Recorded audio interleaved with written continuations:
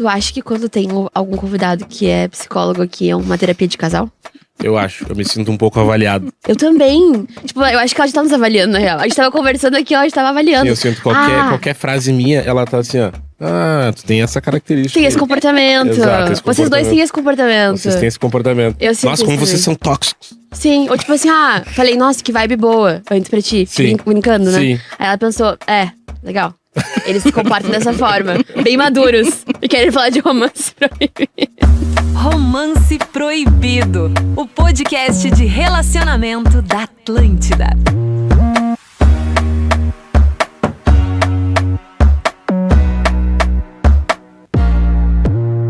Oi, gente! Estamos de volta com o Romance Proibido e dessa vez vamos falar sobre um assunto muito polêmico. Gera muitas polêmicas e sempre muitos debates na roda de amigos, principalmente de homens, aquelas. Gente, ó, eu acho que é um dos assuntos que acontece desde que a humanidade é humanidade, né? Traição. Exatamente. A gente vai trazer 5 motivos, né, pelos quais as pessoas sempre falam que acontecem as traições e também tentar entender um pouco do lado da pessoa que é traída e do traidor. E pra isso, a gente trouxe uma pessoa aqui muito especial, Gabriela Maia, que é psicóloga e também antropóloga. É muito importante a gente falar isso aqui. Gabi, obrigado pela presença, obrigado por aceitar o nosso convite. Obrigada, E gente. a pergunta que não quer calar, tu já traiu? Daí a gente tem que perguntar o que é traição. O que a gente trai quando a gente trai? Se é que trai? Não sei, a gente tem que pensar daí onde é que vem essa ideia de traição aí. Porque também as relações são os acordos e aí a gente pode trair. É só o sexo? É quando transa com alguém? É quando conversa online? Traição É emocional. quando olha pra uma pessoa na rua? É quando faz sexting? É quando vê pornô? Quando é que a gente trai? Ou é quando é desleal em algum acordo? Quando que a gente trai? Pelo que tu falou no início, então tu acha que o entendimento da traição ela é um entendimento muito particular de cada um? Parece uma coisa bem relativa, na real, né? Porque pode ser traição pra mim, pode não ser pra ti. Pensando que é uma avaliação moral, né? Trair é errado, ou é bom, é certo, a gente tá nessa dimensão, né? Do certo e errado. Mas também tem essa particularidade, porque a gente tá falando também de um movimento hoje que as pessoas conversam online. O companheiro dele achou traição, o simples fato de ele dar likes e largar foguinhos nos stories. Chama! É, a chaminha é isso, a chama. E aí chama. E aí, né? Isso é traição pra quem? Nem todo mundo vai achar que uma chaminha é traição. É Pra só ti é, Vini? uma Não é reação. traição? Pra ti é traição, mas chama. Mandar foguinho? Eu acho meio desnecessário. Para! Tá mandando um foguinho. Não, assim, é que eu vejo como camadas, tá? Primeiro, o que eu considero como traição e o que eu considero como perdoável. Uma traição perdoável. Da minha parte, entendeu? Por Gostei. exemplo, o foguinho eu tenho certeza que eu considero traição. Agora eu acho que na minha cabeça, acho que eu perdoaria essa traição. Considero uma traição, mas acho que eu perdoaria. Constantemente, né? A gente está presente nas redes sociais, é muito inevitável isso. Mas, eu não sei se eu considero traição, sabe? Eu acho que existe um combinado entre vocês, existem vários diálogos, e existem coisas que geram gatilhos um no outro, tá? Eu acho que se alguma pessoa específica que gera um gatilho específico, e aí tu, sabe, interagir com ela, aí eu acho que é uma sacanagem. Mas não considero uma traição. Entende? Eu acho que traição é um pouco além disso. Eu fiquei pensando que tu falou assim, se uma pessoa é gatilho, porque essa traição, normalmente, ela é um gatilho de alguma coisa que é nossa, um sentimento que ela gera insegurança, desejo de controlar o outro por medo de perder, do abandono, nessas situações. E aí, o que um foguinho te gera? Porque pra mim o foguinho é um foguinho, ele é só isso, é um fogo. Se a pessoa transar com outra pessoa, também, se eu tô numa relação, pra mim é só isso, transou, né? Não tô dizendo como eu me sinto, entendeu? É só isso. Mas o que isso gera na pessoa? Por que isso causa desconforto? Porque a ideia de ter um desejo por outra pessoa, que não seja apenas eu, gera em mim uma sensação de que eu vou deslacerar. Meu mundo vai acabar. Porque o foguinho é mais ou menos isso, é uma mínima demonstração de interesse em outra pessoa, que pode ser, pode não ser nada pra ninguém, mas pode ser muita coisa. Porque gera alguma sensação de que se a pessoa demonstrar interesse por outra pessoa, tem algo de errado. Pode ser em mim, pode ser que a pessoa não me ama mais, ou porque ela não me deseja mais, ou porque se eu não sou interessante o suficiente. Então eu preciso criar estratégias de controle. Tem gente que invade, como é que invade, hackeia as contas para monitorar né? Tem Se tem isso. essas reações, essas interações, é porque tem uma questão, como tu disse, em mim gerou um gatilho. Então eu tenho que pensar sobre isso. Tu é psicóloga e antropóloga. Tu atende casais, tu atende, claro, pessoas individualmente também, então tu lida com essa coisa, porque, assim, eu tenho um papel aqui nesse podcast. Eu sou o prático do acontecimento real. No teu dia a dia como psicóloga, falando com casais, qual o principal problema que tu encontra, assim, né? Nos traz um pouco dessa coisa do dia a dia, essa coisa prática do dia a dia, assim, de quem lida com o relacionamento alheio. Então, eu acho que eu vou falar a partir do meu processo de trabalho com clínica individual, que daí depois veio o casal. Porque quando eu comecei a atender, veio muito frequentemente demandas e queixas de sofrimento sobre o amor, relacionamentos, né? E além disso, eu como uma pessoa, uma mulher no mundo, aí ouço minhas amigas falando, se queixando, Sim. principalmente dos aplicativos, etc. Também o Sex and the City, assim. Tu vai analisando. É, tipo isso. Tipo, depois que eu comecei a olhar essa série, eu pensei, nossa, é muito parecido, até hoje, né? Sim, porque ela é meio antropóloga, né? Se for pra analisar. Muito, obviamente, de uma forma muito mas superficial. muito datada, inclusive, porque no 2000 ela tem uma sala, Sim. tem uma série de falas problemáticas ali, Total. Mas é mais tipo aquilo. E aí eu comecei também a entrar nas páginas do Instagram, que fala sobre relacionamentos, e aí seguir coisas no YouTube, que tem canais muito dedicados a isso, ler profissionais que trabalham com relacionamentos, porque comecei a ficar intrigada, tipo, o que é isso que gera tanto sofrimento e que vai levar muitas pessoas, não só por isso na clínica, mas também, às vezes, só, e a partir disso desenvolver uma outra trajetória dentro da terapia, de que o amor incomoda, principalmente para mulheres, porque a minha clínica é majoritariamente de mulheres, né? E aí eu comecei a estudar sobre isso, comecei a ler, daí eu entrei, então, tipo, ok, agora eu me abri pros casais também. Vou tentar ver isso em conjunto. Quando eu comecei a atender casais, algumas coisas também ficaram muito claras com o individual. Existe uma disputa de poder entre as pessoas no relacionamento. Como assim? Achei interessante. Disputa de poder. Não é só a traição que aparece, né? Essa ideia de que eu fui traída. Mas também aquelas jogos dos ghosting que aparecem. Então, tipo, tem uma série de coisas que são trazidas também como vividas como sofrimento. Tipo, eu fui enganada, então, né? O cara me prometeu isso, de repente ele sumiu. Então, isso também é visto como ser enganada, Sim, né? sim. E aí, nessa questão de disputa, eu fui vendo porque numa leitura feminista que a gente tem sobre amor e relacionamentos, ela é uma tecnologia de poder, essa emoção, né? Tem uma dinâmica de disputa que vai aparecer em termos como relação tóxica, abusiva, violenta. Porque são pequenos comportamentos em que as mulheres às vezes trazem que elas se sentem loucas, porque se elas apontam alguma coisa, o cara devolve com alguma postura que faz ela se sentir louca, ou que ela tá vendo coisa demais, ou porque ela é histérica, porque ela, enfim, enfurece diante de situações. Ela vai apontar e esse cara reage de um jeito que faz ela explodir. Então, a raiva também, às vezes, é efeito da própria relação, assim como o ciúme.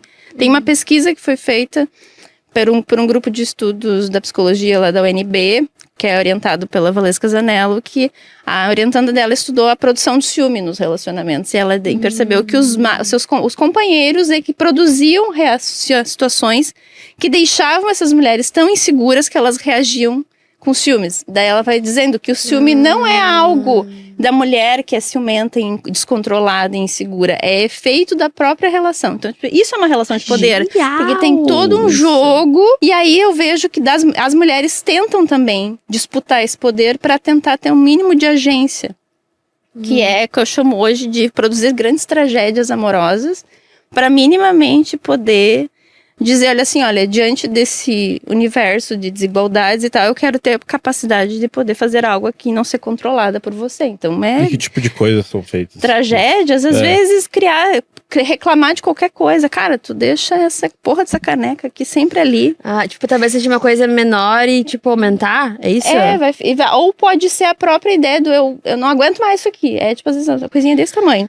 Efetivamente, ela pode ser desse tamanho. Tô cansada disso. E vou encerrar. Essa relação vai acabar, nós vamos brigar. Aí começa a dizer, eu tô cansada de brigar com você. Mas, na verdade, por trás tem todo esse jogo de poder. Tem. Genial. Disputa. Isso é genial. E tem alguma forma, por exemplo, porque eu acho que, tipo, qualquer tipo de relação que as pessoas tenham, eu acho que tanto a pessoa que tá na relação quanto quem tá de fora não quer que essas relações terminem, né? Se terminar, tudo bem, faz parte, mas a gente não entra numa relação pensando assim, meu Deus, vamos acabar com ela. como lidar com isso de uma forma, tipo, como lidar melhor com isso pra não se tornar um grande problema dentro da relação. Essas coisas que acabam minando, como lidar com isso de uma forma prática pra conseguir ter uma relação mais saudável. Não sei se a gente poderia dizer que tem como ter uma relação saudável, porque eu vou brincar que a gente precisaria reiniciar a sociedade. Mas minimamente saudável. Com uma boa terapeuta, né? Talvez isso ajude, talvez sim, talvez as pessoas, como tem feito muito produção de conteúdo sobre relacionamentos, as pessoas tentando se entender e tentar refletir sobre suas próprias estruturas de poder internalizada e que nos subjetivam, né? Mas eu também posso entender que toda relação pode ser uma ideia de eu preciso terminar essa dinâmica. O casamento pode ser isso, pode ser terminar aquela dinâmica de casal que não estava funcionando, que justamente tem esse jogo, e aí eu reinvento, vou produzir outra coisa, outro jeito de me relacionar, uma outra forma de me colocar e de também encontrar parcerias que consigam a gente produzir esse jeito diferente de amar e de se relacionar. Nesse caso, um casal pode terminar a relação mesmo, porque não funcionando mais. Por exemplo, a infidelidade, ela evidenciou essa dinâmica. Então agora a gente vai para os 5 motivos, né, que as pessoas mais falam sobre traição. O primeiro é o jogo da sedução. O segundo é a vingança. A vingança. Tem muito disso, vingativa. Né? O terceiro já vai para experiências traumáticas. Tem também o ciúme excessivo. Que é muito presente. Inclusive, cabe um episódio sobre ciúme. A gente tem que falar um episódio só sobre ciúmes. Porque acho que rende. E também, por fim, o quinto, que é a pressão dos amigos ou de alguém de fora dentro do relacionamento. Pressão do contexto, né? O contexto às vezes te pressiona. Vários amigos solteiros, Vários amigos solteiros, às vezes trabalho. O trabalho. Trabalho. Tem esse ponto. Mas eu fiquei ouvindo esses 5 motivos e pegando o que a gente já estava falando. Fiquei pensando, será que realmente traição, a gente tá aprendendo tanto assim o sexo? Trair é sobre o sexo? A gente tá falando sobre só isso, quando trair é eu transei com outra pessoa ou eu tive vontade de transar com outra pessoa, porque eu acho que sim, todos nós temos vontades ao longo do tempo de transar com outras pessoas, mesmo casados, felizes, tendo um sexo maravilhoso, com o nosso parceiro ou parceira, mas ainda assim a gente sentir vontade de ter outras experiências. E a gente prende traição, tipo, quando eu estou num relacionamento, então significa que eu nunca mais vou desejar ninguém. É exclusivamente meu desejo sexual ficar preso em uma única pessoa. E eu vou dizer preso porque, de algum modo, é isso que a gente faz. A ideia de traição e toda a estrutura que se monta, né, da discussão, do ciúme, do controle dos horários, onde é que tu tá, com quem tu tá, o que tu fez, que horas tu chegou em casa, onde é que tu foi. É isso que a gente tá falando, que você espontâneo, né, o ciúme. Porque de desejo a gente não tem como controlar o meu desejo. Esse desejo, ele não é fixo para uma pessoa. Eu posso, por um tempo da minha vida, até ter vontade de, eu gosto muito disso aqui, quero ficar aqui, mas a gente sempre sente, eventualmente, e se vocês prestarem atenção, olhar pro lado e dizer, que pessoa bonita essa, hein? Se a gente seguindo esse movimento fluido, que pessoa interessante, em algum momento a gente descobre, mas é uma pessoa maravilhosa, dá um tesão do caralho com ela, hein? Uma conversa gostosa, sei lá, e aí, só que a gente não se permite, enfim, por escolhas que cada um tem, não se permite viver esse desejo, mas não dá pra dizer que esse desejo não existe. A gente só decide não fazer alguma coisa com isso. Eu acho que, tipo, principalmente relações, acho, ao longo do tempo, assim, é inevitável que outra pessoa vai olhar pra alguém e vai dizer assim, aquela pessoa é interessante. Mas como tu vai lidar com aquele teu sentimento, com aquele teu desejo? Tu tá com aquela pessoa, e vocês dois se relacionam só entre vocês dois. Passou uma pessoa na rua, eu olhei pra você, pessoa interessante. A pessoa passou e deu. Acabou, eu não avancei um sinal em cima daquilo.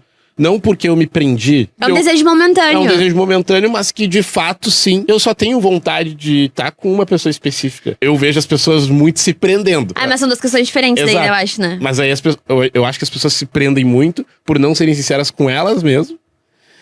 Sim. E vivendo relações... E acabarem ficando num relacionamento que é cômodo pra elas. Exato. E daí eu acho que daí eu entro numa outra situação. Que daí realmente elas estão se prendendo. Aí, tipo, se elas têm esse desejo, é uma coisa visceral e tal, elas não estão sendo sinceras com elas mesmas, aí eu acho que aí entra no comodismo da relação também, né? Não tem uma única resposta. Não tem. Né? Pegando a ideia do olhar, por exemplo, se a gente for pensar na pergunta inicial, o que é traição, de repente, pra um parceiro ou parceira que tu tá, esse olhar já é traição. Mas ele é é isso. Você tem essa... Não tem como dizer, não olhe, não deseja. Porque não tem como proibir essa vontade de dizer assim, olhar, bah, como tu é um cara lindo. Às vezes até dizer isso pra uma pessoa, olhar e passar assim, nossa, que bonito ele. Ali, interessante. E aí a pessoa, meu namorado, tá numa lá e diz assim, por que tu tá olhando? Tá, tipo assim, tu não pode olhar, não tem. Aí começa todo um caso, quer dizer que tu tem interesse em outras pessoas. Tem gente que vai tomar isso como um problema. E aí é que eu vou questionar, por que é um problema eu ter desejo? O que eu faço com ele, aí é uma outra discussão. São coisas separadas. Mas nesse momento, assim, por que você vai controlar o que eu tô sentindo? Como eu vejo o outro, ou como o meu corpo reage diante da presença de uma outra pessoa. Que é excitante, é gostoso. A gente se movimenta na vida porque a gente tem tesão. Não falando sexual, a gente tem tesão pelas coisas. É o que me faz levantar todo dia com alegria e fazer meu café da manhã e vir aqui. Aí, a gente, na outra pergunta é quando o outro se priva por medo da reação do seu parceiro. Ou por temor de perder alguma coisa, que pode ser uma expectativa ou um ideal. Que a gente está falando também de que a configuração de relacionamento que toma a infidelidade como um grande problema, ela também gera na gente efeitos de nos conter. Né? A gente fica com temor de, bom, se eu fizer isso, ou eu vou perder toda essa estrutura monogâmico de relacionamento que a gente vivencia, eu não estou falando disso, de estilo. De relacionamento, é de estrutura social e cultural, ela supõe que uma única pessoa, e esse é o ideal do amor romântico, ela nos preenche tudo. É o nosso melhor amigo, é o nosso melhor confidente, a pessoa com quem eu vou fazer todas as minhas viagens, que vai me contar tudo, eu vou contar tudo, e a pessoa vai estar lá sempre pra mim, se eu estiver triste, mal, bem, feliz. Uma terapeuta sexual que falou uma coisa muito engraçada, debochada, é como se a pessoa fosse dar conta, uma única pessoa de que antigamente, há muitos séculos atrás, era um vilarejo inteiro que dava. E aí a gente pensa, mas a gente tem amigos também. São pessoas importantes, então a gente pode distribuir essas necessidades para outras pessoas. São necessidades importantes, de afeto, acolhimento, aconchego, Sim, né, carinho, abraço, amor. Então dá para distribuir isso, mas a gente tende a pensar que uma única pessoa é aquela pessoa, né, a one. E aí é por isso também que gera toda essa problemática em torno da traição, porque a traição parece que desmorona isso. Então quer dizer que eu não sou única para você. E você, então, não é único pra mim. Não é sobre o sexo, a traição. É desmoronar um ideal. Então, a gente só não consegue pensar ainda na relação romântica, que sim, o amor, ele pode ser distribuído, né? E você não precisa pensar que tu é única na vida dela. E aí é isso, eu tô desatrelando amor de sexo. E assim, a Gabi refutou todas as músicas de amor.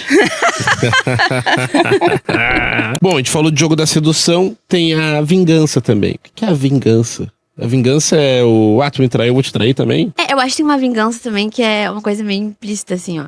Ele ficou falando muito sobre outras mulheres na minha frente. Aí tu guarda aquilo ali. Tu guarda pra ti. E aí tu vai acumulando essas pequenas raivas e chega um momento que eu acho que tu se vinga. Traindo. Se tu trai, né? Teu justificativo é a vingança. Em relação a coisas que a pessoa faz na relação, eu acho um pouco covarde. É tipo aquela resposta pra uma pegadinha do outro fora do tom, sabe? Tipo, tu traiu a pessoa porque ela falou tal coisa, ou porque ela saiu, sei lá, por mil motivos, eu acho um pouco fora do tom, assim. Entendeu? Tem algum caso, assim, Gabi? Tipo assim, de vingança? Nunca entendi. Nunca entendeu? Nunca entendi. Não que ela saiba. Não que eu saiba, então me contar desse jeito. Não que tenha me contado desse jeito as coisas. Mas ouvindo vocês, eu volto àquilo que eu falei. Tem algo de uma disputa de poder.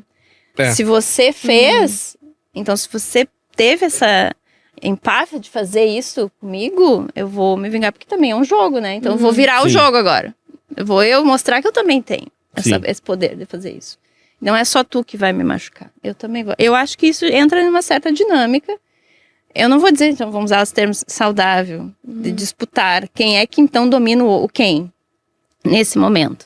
E aí, não sei se a solução é terminar, mas talvez é pensar que se foi preciso fazer isso, então a gente precisa discutir se funciona a relação desse jeito. E se funciona, talvez ela possa ser gostosa. Se a gente entender que trair, esse jogo de traição aí é divertido e erótico, isso me excita. Porque tem gente que não termina depois que descobre situações de relações extraconjugais, né?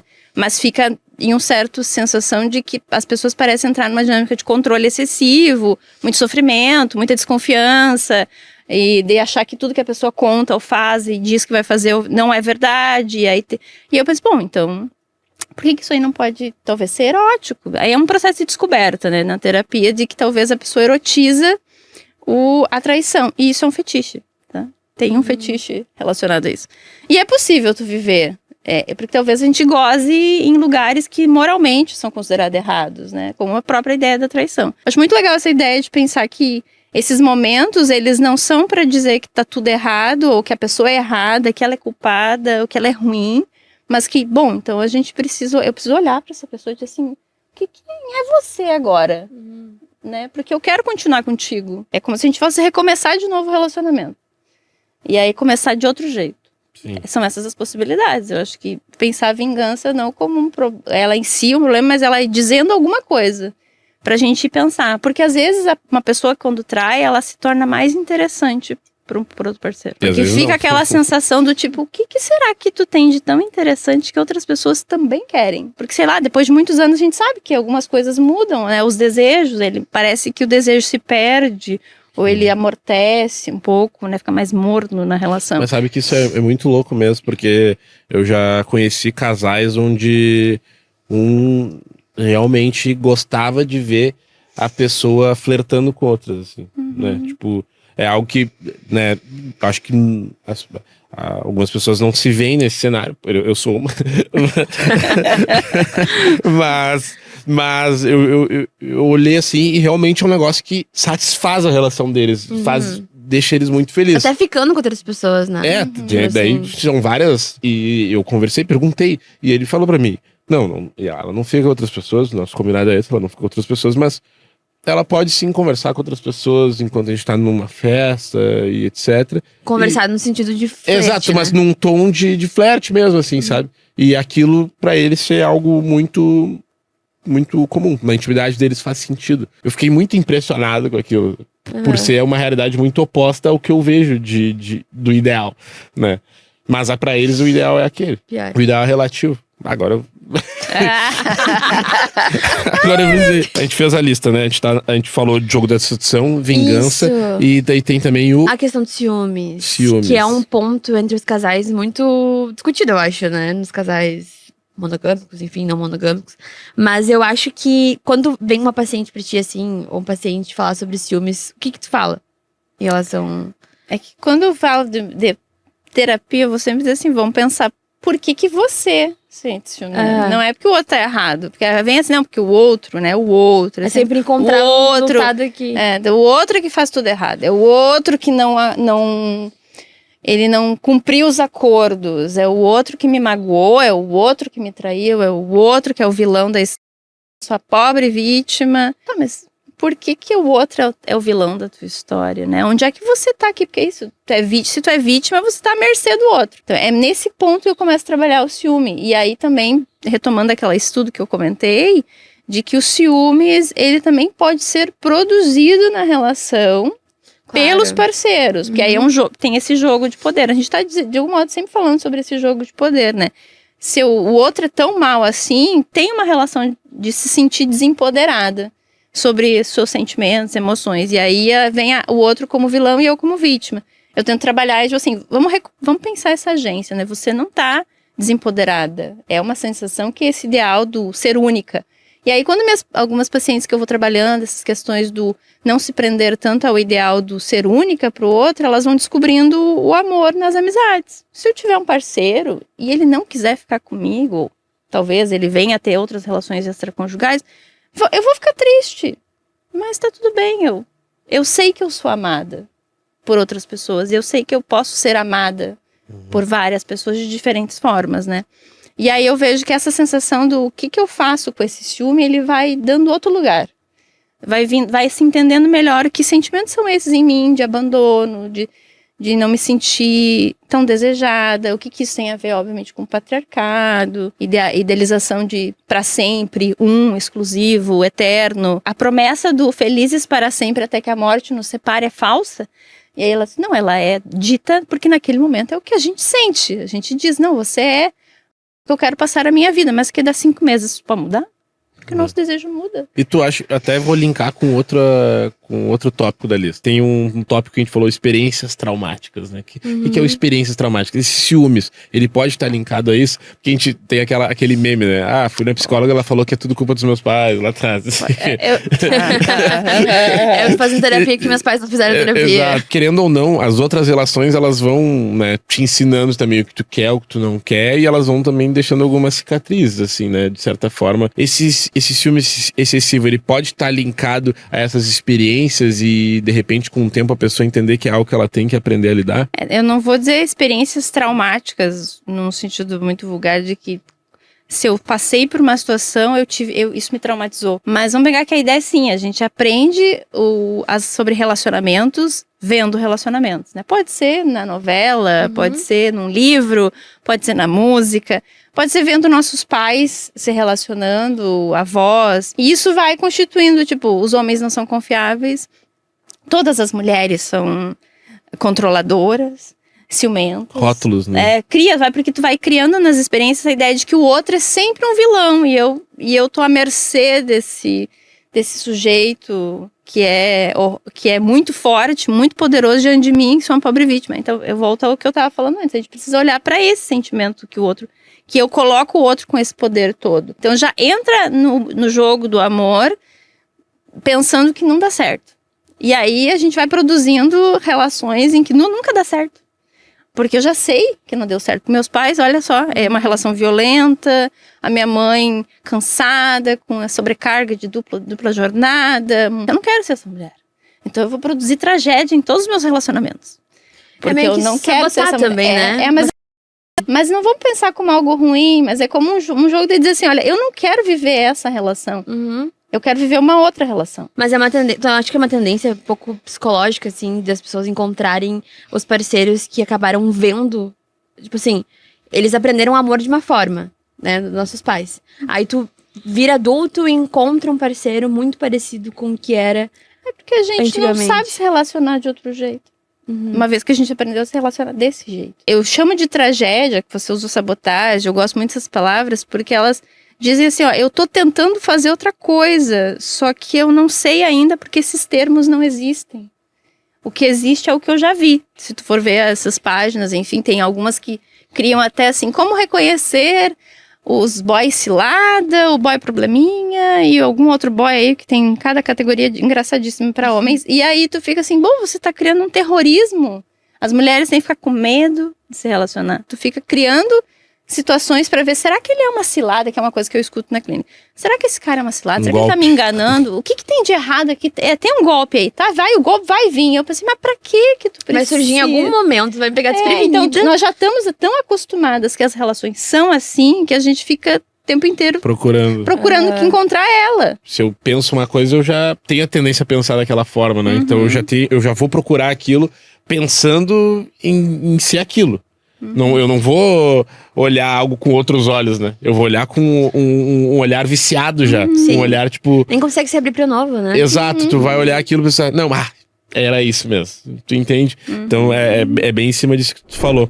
Tem mais um tópico, né? Tem mais um, o final. Que é o... A pressão dos amigos, A pressão né? dos amigos, que eu vou mudar aqui o nome. Qual é a pressão do contexto. Tá. Eu acho que não é só os amigos a questão, acho que contextos também, né, te pressionam, assim. Eu acho que o contexto, ele, às vezes, eu não sei se a Gabi já se deparou com alguma situação dessas, onde a pessoa... Mas aí eu acho... Eu tô rotulando todo mundo. Eu acho falta de identidade isso aí. Eu acho falta de identidade. Meus amigos estão solteiros, aí eu não consigo estar me relacionando. Para, pelo amor de Deus. Eu acho que isso não justificaria nem explica, porque imagina, você vai beijar a boca de alguém porque alguém disse que você tem que beijar a boca de alguém ou porque você quis beijar essa boca. Mas aí eu vou separar por gênero. Eu acho que o homem é um bicho triste nesse sentido. A mulher, ela, eu tô namorando, eu tô com as minhas amigas estão solteiras. A mulher vai estar ali no rolê dela, namorando, tranquilo, de boa, ela não vai se influenciar. O cara parece que ele tem que provar pros amigos dele que ele... eu acho que tem uma coisa de ego entre vocês. Eu acho que rola isso, eu acho que rola isso. Eu tenho que provar que eu sou bom, que eu consigo pegar. Tô namorando, mas assim... Tô no jogo ainda, tá? Exato, olha como eu consigo. Olha como eu consigo aquela menina ali também, ou aquele cara ali também. Eu acho que tem esse rolê, eu concordo com Eu acho que tem a pressão do contexto, mas eu acho que o homem é o ser que que mais se entrega nesse... Talvez seja a pressão do contexto cultural. Porque daí você tá falando de masculinidades, né? Também. Como é que vocês, homens, se constituem homens nesse jogo, né?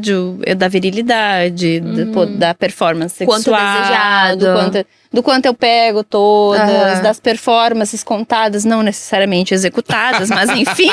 Não, é que Às vezes até inventadas, né? As contadas, elas são incríveis. Se a pessoa tivesse a atuação que ela diz, como ela conta, Nossa, caraca. olha, é uma máquina. Olha, realmente, seriam muitos homens incríveis, né? Que é cada história bizarra que a gente vê por aí. Daí talvez o jogo de sedução, o flerte e o fazer algo, né, que é pensando pressão do jeito que você está trazendo, como contexto cultural, ele vem a serviço disso, de mostrar que, bom, olha como eu sou um homem. Eu acho que é isso que constitui o ser homem, né? Exatamente. Tipo assim, olha, mulheres me desejam. Logo, sou um homem. Eu tenho minha pesquisa no mestrado, foi sobre envelhecimento e masculinidades, e aí sexualidade apareceu no campo. E eles eram homens casados. Praticamente todos casados. E eles estavam em Santa Maria, não sei se vocês já foram alguma vez lá. No centro de Santa Maria tem um calçadão com a praça, é tudo junto, né? Então aquele é um espaço de sociabilidade de homens velhos. Todo dia de manhã, é muito horário de trabalho, das 9 até as 18, por aí, eles estão lá. Nesse processo eu virei a namorada dos meus interlocutores, porque uma menina nova de 25 anos, conversando com um monte de velho de 70, 80... em alguma medida surgiu lá que eu era uma parceria potencial. E quando eu entendi que eu era isso, eu entendi que esses homens, eles se reconheciam mais homens e menos velhos, porque justamente eles estavam atuando no flerte, no jogo da parceria sexual, do potencial, possibilidade de encontrar alguém, e eles me diziam que encontravam, às vezes prostitutas, às vezes eles encontravam mulheres ali. E aí uma vez eu até brinquei assim, mas tu acha que a tua esposa tá em casa? Ela tipo... Óbvio que sim. Mulher depois de 50 anos não presta pra mais nada. Mas eles sim. Eles ainda eram... Eles diziam, eu ainda sou sexualmente ativo. Eu ainda faço sexo. Porque eu tinha uma ideia... Interlocutora jovem também tem que considerar isso. Como eu era muito jovem... Eles estavam dizendo para a jovem que eles não são velhos. Se provando. E aí me perguntam assim... eles faziam... Eu não tava na cama pra saber. Mas o que importa pra mim não é o fazer, e sim o contar... diz da ideia de que não, eu sou homem, eu ainda faço sexo. Eu dou conta. E não é com a minha esposa, eu dou conta com outras mulheres, mais jovens. Então, eu acho que é isso que você está dizendo. É isso mesmo. Mesmo em homens jovens, isso vai acontecendo também. Tipo, tem um jogo me reafirmo o homem aqui. Bom, o Romance Proibido desse episódio, esse episódio do Romance Proibido vai ficando por aqui. A gente não tem nenhuma conclusão sobre traição. Tudo é relativo. Tudo é muito isso. relativo e com certeza vão ter outros episódios falando disso, né? Especificamente sobre traição, porque eu acho que é um dos temas mais polêmicos quando a gente fala de relacionamento, né? E também sobre todos os itens que a gente falou, né? Os ciúmes, a vingança. Eu acho que vale Jogo de um sedução. episódio. Jogo de sedução vale muito o episódio. Vale. Porque daí a gente vai entrar em outros aspectos, né? Vale. Como a Gabi também falou aqui. Mas eu gostei muito desse episódio. Gostei muito. A Gabi vai explodiu voltar nossa mais cabeça. vezes. Com certeza. Vai voltar Com mais certeza. vezes. Gostou, Gabi? Adorei!